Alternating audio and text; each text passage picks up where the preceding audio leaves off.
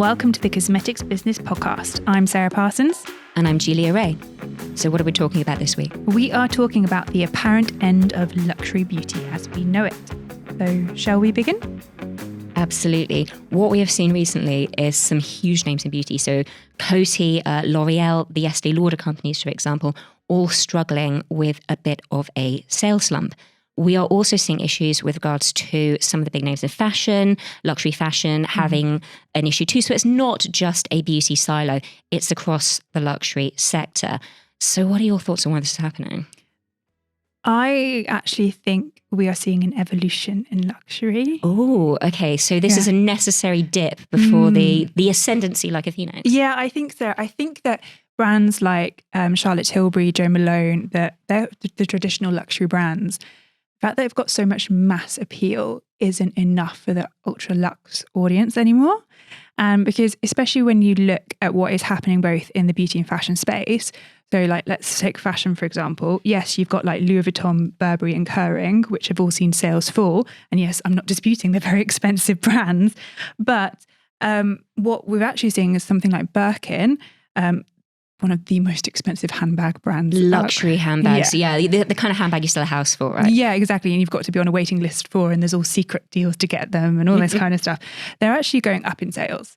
And so similarly also in beauty is that we are seeing, whilst yes, there is a dip in their prestige division, for example, like Unilever, they're potentially streamlining their portfolio with like the sales. Yeah, exactly. With like Kate Somerville and things like that. But what these companies are doing is actually creating a whole new tier, so a luxury, super exclusive tier. God's tier beauty. Yeah, exactly. So what do we think fits into that then? So we're seeing fragrance is a big one.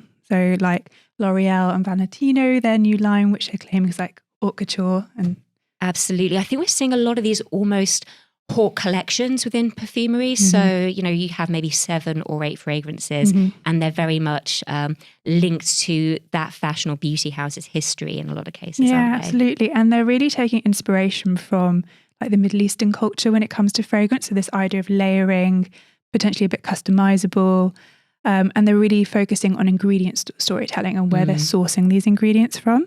So that's the big one I have seen. Coty's really investing in that. And Coty's CEO, Sue Nabi, she's highlighted as premium fragrance is their big focus for the next year. Absolutely. And so she said some things like, ultra premium fragrances still account for only 1% of our sales and they're growing in double digits. And am I right in thinking that's Enfamont, Coty, that really high-end range there? Yeah, exactly. So that's my 2 cents, is that we're actually seeing a new luxury, ultra luxury tier. And so I think luxury, as we know, is more for the mass and we want something, well, they're saying consumers want something a bit more exclusive. I like that. I think that's a very positive take on what could be essentially a little bit of a negative story. For me, I feel like we can't talk about issues within the luxury sphere without talking about China. Yeah. Because I feel like these things they're inextricable, aren't they? So at the moment, I mean, a lot of the reasoning that these companies are giving behind the slumps are things like ongoing softness in the overall prestige beauty in mainland China and also decline in Asian travel retail as well. That was Estee Lauder company's reasoning for the 2% dip in sales for 2024. L'Oreal's Q2 sales were also hit by the depressed beauty market in mainland China. So, and then Coty as well had issues there. So with regards to that, it's not necessarily a pretty picture. But what is interesting is that Bain & Company, they do these luxury reports. They've done a luxury report in China. It does suggest that China's luxury market generally, not just beauty, is actually expected to grow at mid-single digits in 2024. So it's not dynamic, but it's certainly not backsliding totally, which for me raises the question, which kind of luxury brands are struggling out there? Is it the traditional Western ones and also Shiseido as well to pop them in there? Because I know they've had issues too. So is it maybe a little bit that Western brands are maybe seeing themselves as the yardstick for luxury beauty and luxury heritage in China? When you look at our luxury heritage, you have things like the history of perfumery, the glove making. There are lots of wonderful things to draw on. A lot of these fashion houses will have 100 or so years of heritage to mine, and they do it really, really well. But if you look at some of the Chinese luxury brands that are doing really fantastically well among Gen Z at the moment. So Florasis is one of them. Looks absolutely fantastic. You can see it is mining like 3,000 years of Chinese cultural history and is visually presenting that to a new generation who are rightfully quite proud. And there's maybe this little vein of nationalism there as well, not in a negative way, but in a we want to buy local, we want to raise local. So I do. So it's no different to what happens in France with like French luxury brands or made in Britain, which is a really positive thing, but it is maybe having a negative impact on what we in the West go, the global luxury brands. You know, the Western-based luxury brands. What about the Chinese-based luxury brands? Are they having an issue out there? Yeah. Well, we've seen that in terms of Sephora. And so Sephora having to pull out of China because Sephora had to do a similar thing in South Korea. And while Sephora is an incredibly powerful retailer, it is so Western-centric and it isn't tailored per demographic. They claim that they are, but it's really not. It's very much America. Yes, it's a French retail company, LVMH owned, but a lot of people think it's like American selling model, right? Yeah, it does. I remember I used to, before it came back to the UK, and I'm very glad it's back in the UK, but I do remember as a tourist going to New York and going to Sephora. It felt like part of an American trip when you went to Sephora as a British person. So yeah, I think there is that link there, undoubtedly. Absolutely. And in China, because China was the golden goose for lots of brands and still is for lots of companies for a very long time. And Helena Rubinstein, which is an incredibly ultra luxe, again, to go back to my previous point, and that is doing very well in Asia. And again, I think it's because it's that extra tier of ultra luxury.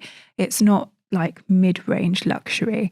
And China's obviously been impacted because of several government regulations that have come in recent years. Yeah, the Daigou laws that have come in. Yeah, and so Daigous, for those who don't know, they are people that specialise in basically cross-border product exchange. So say they will go to neighbouring countries or abroad and buy things cheaply on travel retail with tax-free and then come back and they will sell them on, or perhaps buy them on behalf of a client.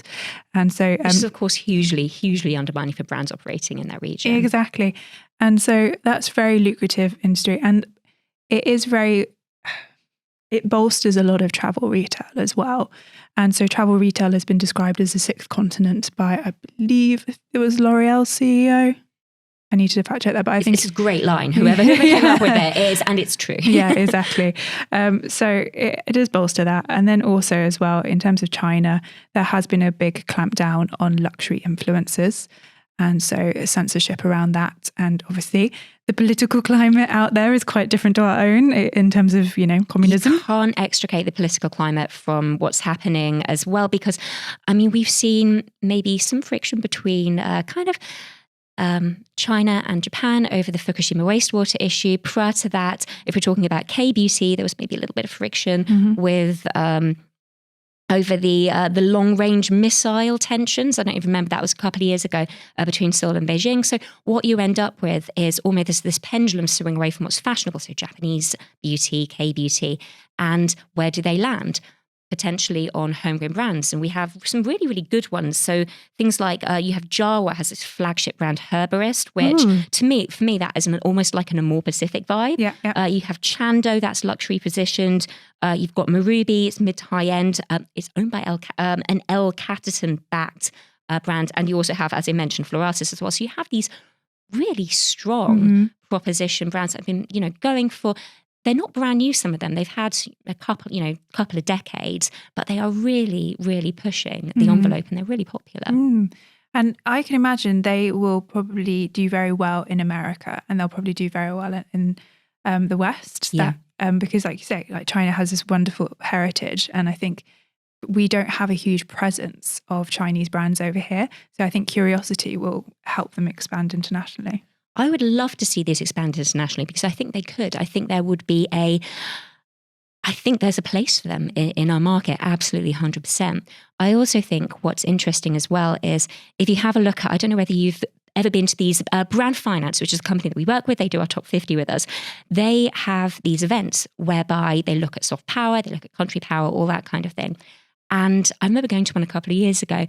there were Chinese brands out there in telecoms, in gas and electricity, which only operate in China.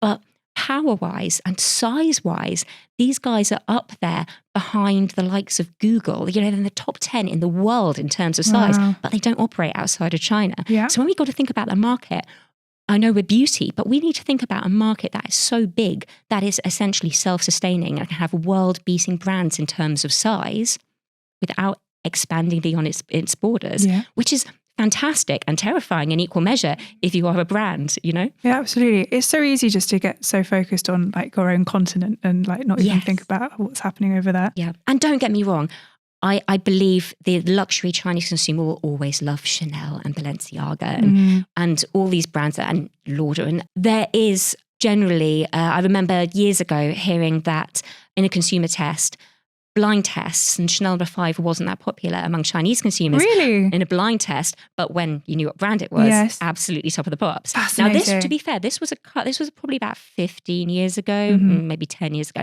So maybe things have changed, but there was definitely, so brand is important. The big brands are still loved. However, there is a bit of a shift and we've got to be prepared for that as an industry. Absolutely. And the other thing as well to bear in mind is that unemployment is at a record high in China right now. Yes. And so 16 to 24-year-olds have reached unemployment at that age group, and it's up by 21%. So that's a massive number. I know I've seen, for example, Spain and Italy having issues, and Greece as well, but that is a number on Yeah, and if you think of that age group, 16 to 24, yes, it's a big age bracket, but that's the time in your life where you're spoiling yourself, you know. Yes, you don't have children, you don't have mortgages maybe. Yeah, but also like celebrating those special moments like graduations and big birthdays, and you're also the trend-setting bellwether. Yeah. Let's, what these guys are buying, that ends up on social media and being seen. And we know that the Chinese market works really well with recommendations. So if all your friends are buying these things and putting them up online, you are going to want it as well. Whereas if everyone is maybe reining their horns in a bit, they can't afford XYZ, then you're not going to get that organic promotion that you would have had ordinarily, possibly as a beauty brand that people are buying. Very true. Yeah. But I mean, let's bring back beyond China, because China obviously isn't the only country where people are, having slightly different approaches to shopping for luxury. So obviously we're seeing, Mintella pointed this out, lots of the trends forecasters have pointed this out, but people are just spending smarter now. They're spending their money differently. We're not doing that multi-product skincare routine, that K-beauty skincare routine anymore. We're focusing on maybe one product that does a couple of things. And being mindful about our choices. What is that ingredient? We're really considering what is in something. So that is, if rather than buying 4 or 5 things and testing them out and layering them, you are buying one thing, which is better because it means you probably won't have a bad reaction. Yeah, if they're not meant true. to be layered. We've seen that the pendulum swing back away from this layering to barrier protection, because everyone's ruined their skin. Oh God, yeah, with like incredibly high acids and chemical peels and everything else. Stripping everything off, exactly. So people are being more mindful, both about what suits their skin and also what they can afford. And then you've also, for example, the fragrances side, you mentioned fragrance. And I think this is a really interesting addendum to, obviously what you have is that ultra luxury fragrance category. But in the premium fragrance category, what you're getting now is this dupe culture.